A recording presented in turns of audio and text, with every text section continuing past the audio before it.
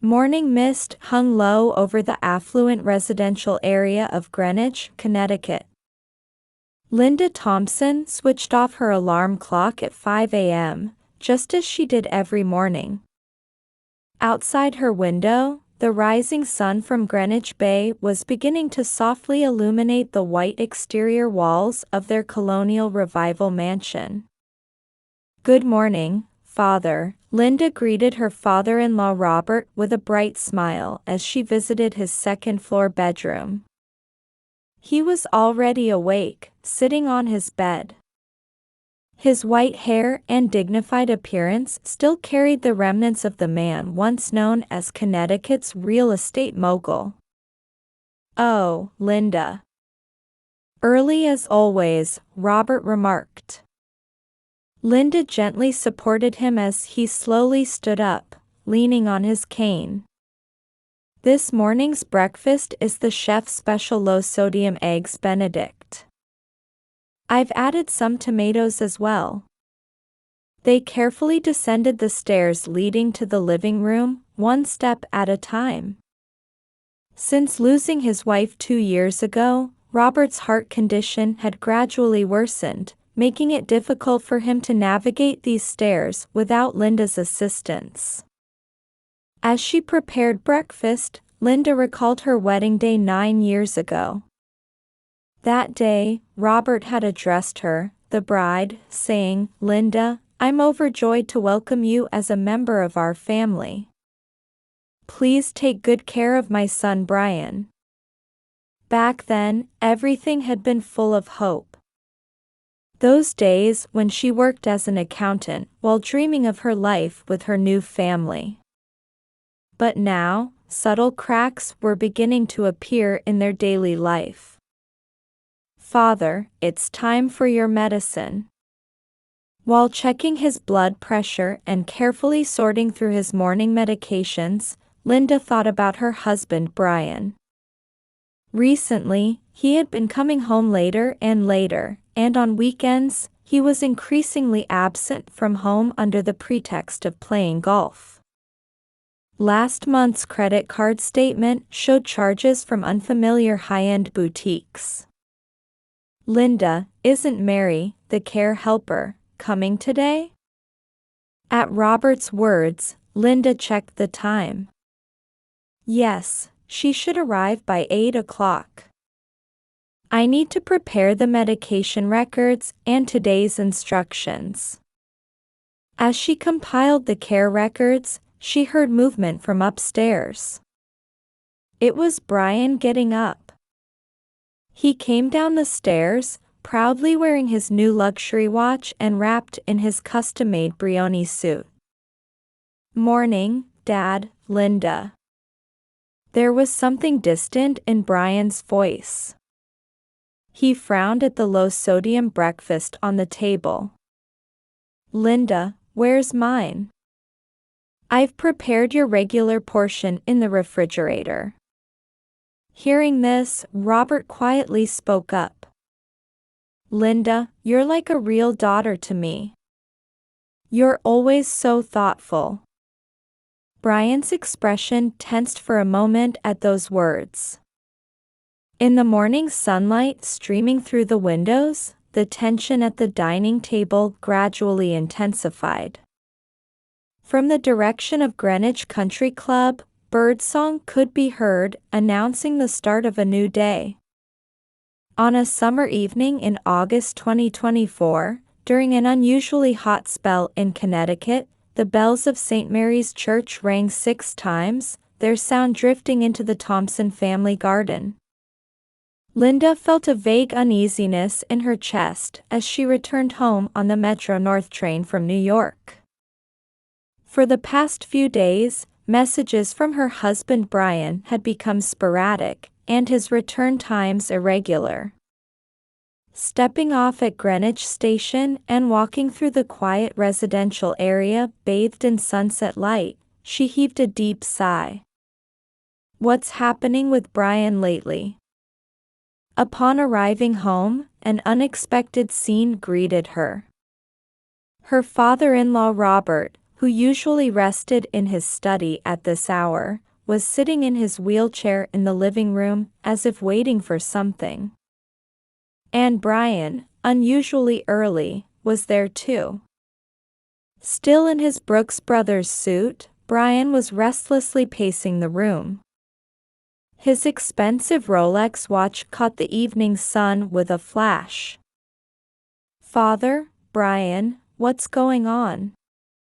When Linda spoke, Brian flinched momentarily, then seemed to gather his resolve before speaking.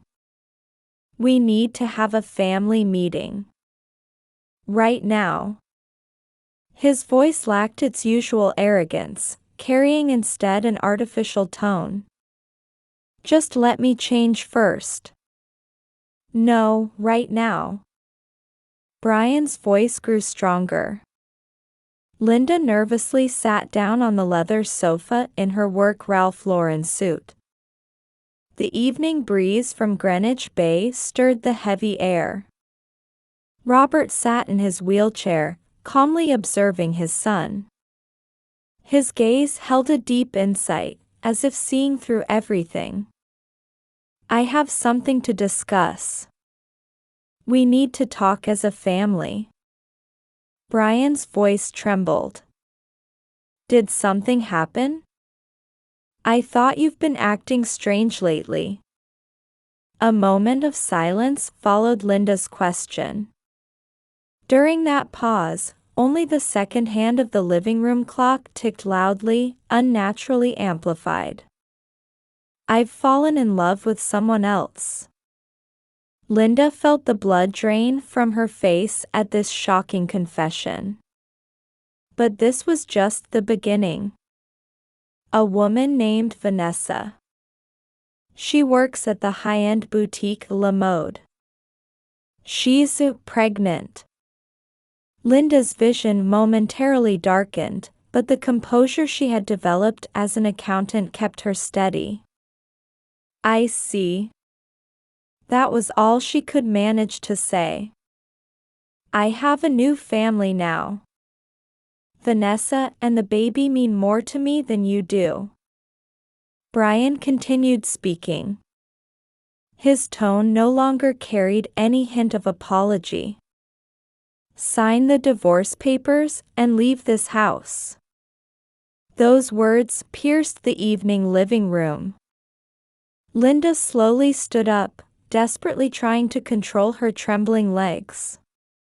She never imagined her 9-year marriage would end like this. "I understand."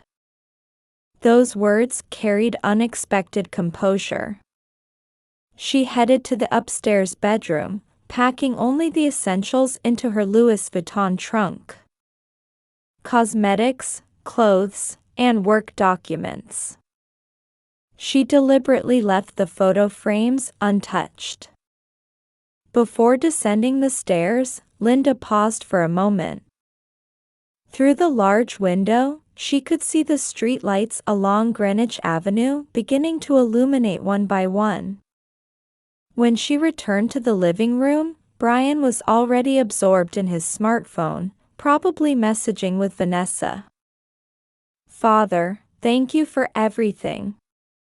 As Linda bowed deeply, Robert displayed a meaningful smile. Then, wheeling himself closer to Linda, he whispered, "Come see my lawyer tomorrow." Linda couldn't yet understand the meaning behind those words. Just before leaving the house, she looked back to see Robert still wearing that mysterious smile. As she drove her car along the grounds of Greenwich Country Club, Linda pondered her father-in-law's final words. Their meaning would become clear tomorrow. The next morning, at the top floor of a skyscraper in downtown Greenwich, Linda Thompson stood in the reception area of Harrison & Williams, Connecticut's most prestigious law firm. "Mrs. Thompson, we've been expecting you." An elderly gentleman in a crisp Brooks Brothers suit approached with a gentle smile. "I'm James Harrison, Mr. Robert Thompson's legal counsel. Linda was led to a conference room and seated in a heavy chair by the window overlooking Greenwich Bay. Outside, early morning yachts billowed their white sails. "There's an important reason why we called you here today." Harrison pulled out notarized documents from his thick leather briefcase.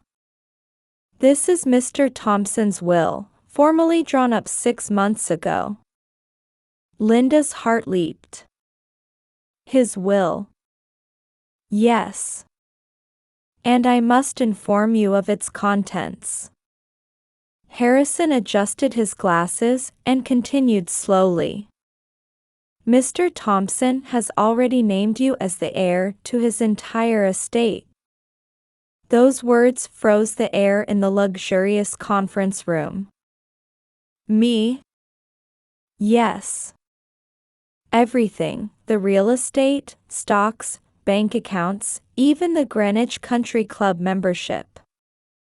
Linda's mind went blank. But this was just the beginning. "Furthermore, I have a letter from Mr. Thompson."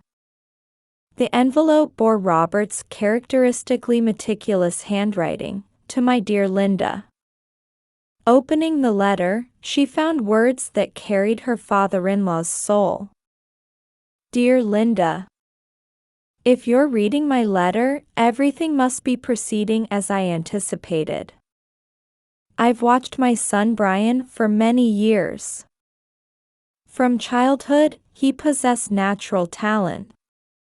However, he also had a fatal flaw: he never learned the value of hard work and tried to live off others' wealth.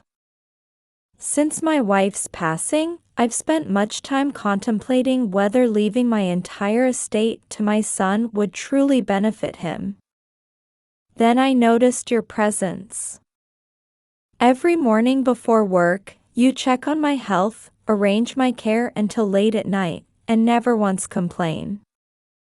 You embody the values I've always cherished. Linda, you've treated me like your own father. Meanwhile, Brian continues to live according to his desires, counting on my inheritance. This will be his final lesson. Sometimes love means not indulging someone but confronting them with harsh reality. His recent behavior proves this decision correct. Taking a mistress, neglecting his home. And surely, he will try to drive you out soon. But that's part of my plan. I've instructed my lawyer Harrison about everything. For now, please keep this information to yourself. All will be revealed in time. I believe in you. Robert Thompson." Quiet tears fell from Linda's eyes as she finished reading the letter. "Mrs. Thompson, allow me to add some details." Harrison began spreading out more documents. "These are Brian Thompson's credit card records from the past 3 years. High-end boutiques, luxury car leases, and..." He produced a photograph showing Vanessa using Brian's credit card at an expensive jewelry store on Greenwich Avenue. Mr. Thompson had hired private investigators to monitor his son's behavior. For the next hour, Harrison continued explaining the details to Linda: Robert Thompson's meticulous planning, legal preparations, and evidence of Brian's wasteful spending habits. By the time she left the conference room, the sun was already high in the sky. Greenwich Avenue was beginning to bustle with morning shoppers. A few days later, Linda was spending quiet days in an apartment near the Bruce Museum, owned by a friend. Meanwhile, at the Thompson house, events were unfolding as predicted. Brian and Vanessa had already begun their lavish new life. Expensive shopping at Whole Foods Market, luxurious dinners at La Scale, and shopping sprees at Gucci and Louis Vuitton. Hey, Brian. When are we buying our new house? Vanessa asked in a sweet voice on the terrace of Greenwich Country Club. Soon. Dad's health is getting worse, Brian replied in an elevated voice while sipping expensive champagne. That evening, Robert's condition suddenly deteriorated. Brian was reluctantly summoned to a private room at Greenwich Hospital. "How are you feeling, Dad?" Robert didn't answer, just quietly keeping his eyes closed. Only the sound of the heart monitor echoed in the hospital room. "Get well soon." And, about the inheritance. At those words, Robert's lips moved slightly, forming a meaningful smile as if he had foreseen everything that had transpired. In the private room at Greenwich Hospital, the New England fall colors were just beginning to appear outside the window. "Thank you all for gathering here today." Robert Thompson's voice, though weak, was full of dignity as he lay in his bed. The room held a notary, Harrison the lawyer, and his son Brian with his mistress Vanessa. "Linda, please come in." At Robert's voice, Linda, who had been waiting in the hallway, quietly entered. Brian and Vanessa grimaced involuntarily at the sight of her in an elegant Brooks Brothers dress. "My final wish is to reveal the whole truth." Robert slowly raised his bed. The steady beeping of the heart monitor heightened the room's tension. The lawyer pulled out a notarized will from his leather briefcase. "Now, I will read Robert Thompson's official will." Vanessa instinctively straightened her back, clinging to Brian's arm. On her finger gleamed a large diamond ring, presumably recently purchased. "All of Robert Thompson's assets will be inherited by Linda Thompson." The shocking statement froze the air in the hospital room. "What?" Brian's voice cracked. "There is no inheritance for Brian Thompson." "This is ridiculous." Brian suddenly stood up, trying to grab the documents. However, Harrison calmly avoided him and continued reading. "This includes all real estate properties in the Greenwich area, stock holdings, bank accounts, and Greenwich Country Club membership." "Wait. I'm his son. What right does Linda have to?" Robert's quiet voice cut through his son's angry shouts. "This is my final lesson to you. To you, who has considered my wealth your birthright since the day you were born." Robert took out a photograph from his nightstand. It showed Brian buying gifts for Vanessa at a high-end boutique, dated from when Linda was still at home. "I was aware of all your actions." Next came credit card statements showing luxury car payments, designer goods, and expensive dining bills at La Scale. All evidence of wasteful spending in anticipation of his father's inheritance. "Using my illness as an excuse, hoping for my early death, while taking a mistress and betraying your wife." Robert's words made Brian's face turn pale. Robert turned to Linda with a gentle smile. "Meanwhile, Linda checked on my health every day before work, arranged my care until late at night, and never once complained. That is what true love means." Then, an unexpected event occurred. "I was deceived by this worthless man." Suddenly, Vanessa burst out screaming.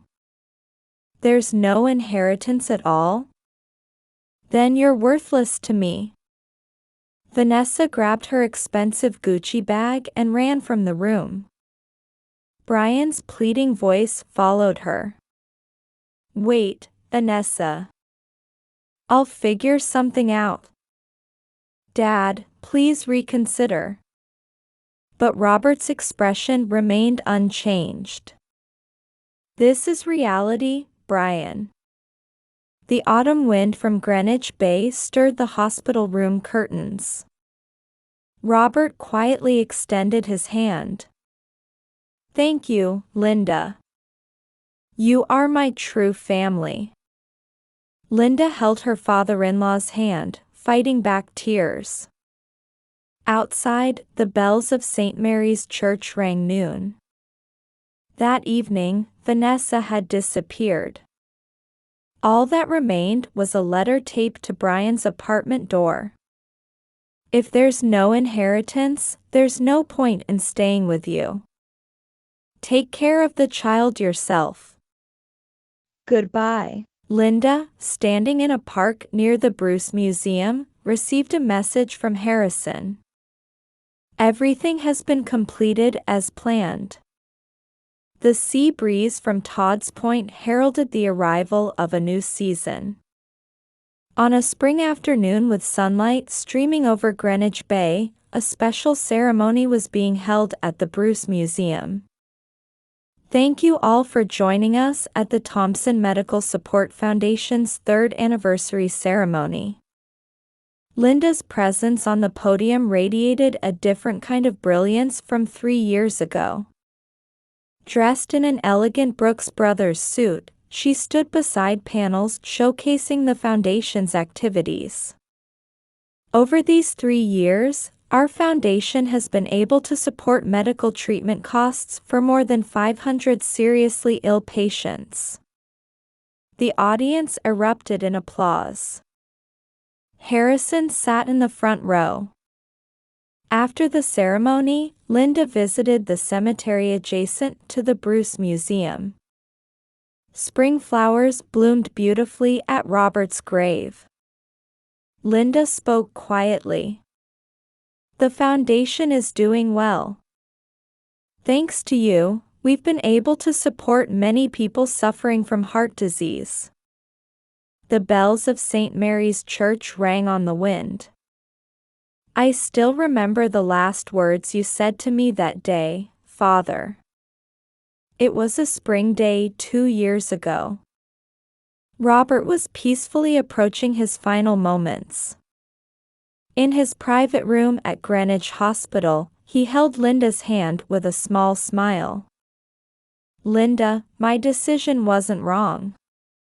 With those words, he quietly slipped into eternal sleep.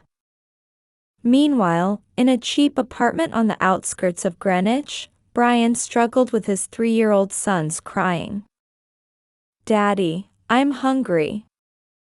The room had only minimal furniture. On the wall hung dust-covered photos of his glory days.